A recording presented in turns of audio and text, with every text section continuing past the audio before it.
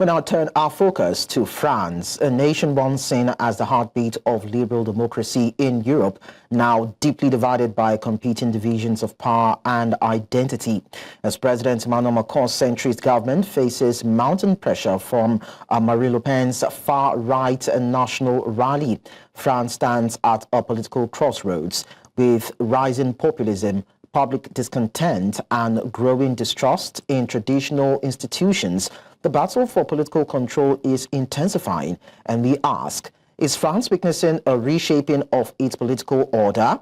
And what does this signify about the global rise of populism, which is challenging established power structures from Europe to Africa? Now, joining us further for discussions on this is Yemi Fajemi, who is a geopolitical analyst. Thank you so much, Yemi, once again for joining us on the show. Thank you for having me, Leko. All right. So, based on your assessment, what factors would you say is actually fueling the growing disillusionment with President Emmanuel Macron's leadership, and how has Marine Le Pen, of course, successfully positioned herself as a voice of the ordinary French citizen? Yeah, I think in order to answer that question, we need to kind of understand why France is where it is today economically. And it boils down to two things: fiscal burden. And it's not a French problem alone, it's an European problem in the EU. We have the same issue in the UK as well. Because the issue, France is spending beyond its means at the moment. And there's a issue of public debt. So the public debt in France now is about 6% of its GDP. No, there's many things that's contributed to that, because we need to think about the COVID time. France spent quite a lot of money to support people, support businesses during the COVID time. That was quite a lot of money across the board, even within Europe. We also need to take account of the fact that President Trump wants EU countries to spend more than about 5% of GDP towards NATO defense spending. So that's quite a lot. So I think the issue we have now is the French voters are reluctant to face their new economic reality. And that's why the turmoil is there. So some of the past prime ministers in France tried to fix these things by proposing cutting spending, but the people are not having it. So the issue revolves around the fiscal burden, and it's a European problem as well of the lack of competitiveness and also lack of innovation. So it's a Euro problem of the public debt. So because of all these things, the French voters don't like reforms. They don't want the reforms, but the government are saying spending like this is not sustainable. Something needs to give way. So that's why we have Marine Le Pen on the far right gaining some ground because far-right parties, as we know, historically tend to thrive very well when there's economic issues in the land. So then how much of France's current political tension stems from just economic frustrations versus other debates that we've heard around deeper cultural or identity-based divisions? Yeah, I don't think France has got much of identity issues. At the moment, it's mainly of the economic issues. Because if you look at historically, when the modern French democracy, as you may call, was launched in around 1958 under Charles de Gaulle, there's something called cohabitation in the French politics, which means the politics moved from the socialist parties to the center right from Jacques Chirac, Mitterrand, and all that. So that's quite healthy politically. In terms of culture as well, France is doing quite well. I'll give you an example with that. France is one of the about the only country in Europe that's actually enshrined the right of abortion for women into its constitution. So they went further to actually enshrine that in their constitution.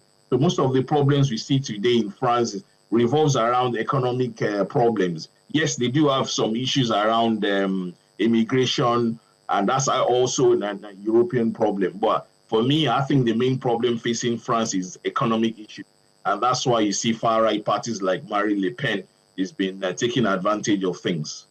Okay, so there's this conspiracy theory that I must bring forward, Yemi. It's around the, speculation, so to speak, that France's economy began to hit rough patch since it started leaving the Sahelian states, and that it is most of these African countries that actually power France and other European economies. Because if between COVID-19 and now it has not been able to stabilize the economy and give it the needed revenue boosts to stay afloat and continue to fly, in quotes, then it means that there is something in the offing that we are not actually privy to. I'd like to find out if that particular postulation holds water.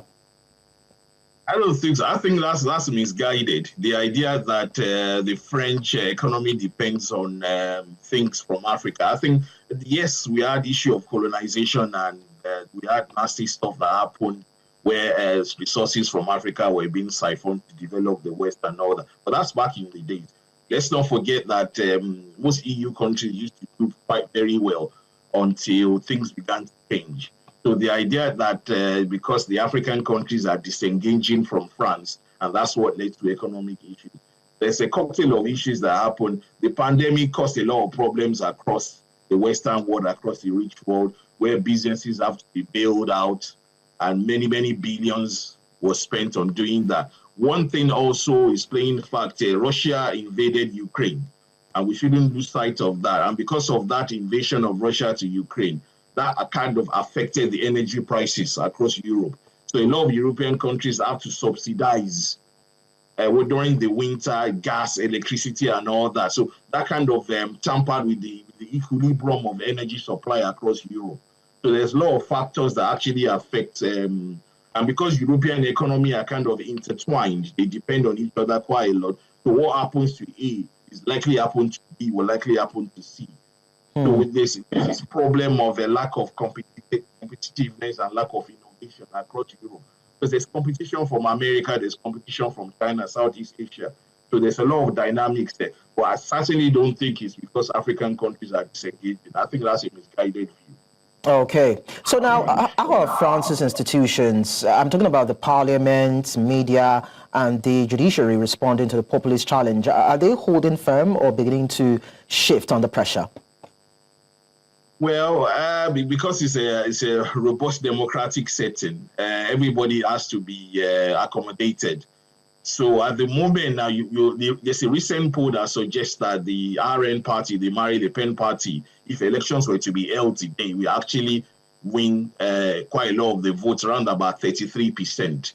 And the centrist party from President Macron will probably be on the third, which is about 15%. So in terms of the parliamentary view or any shift, I don't think there's any major shift at the moment.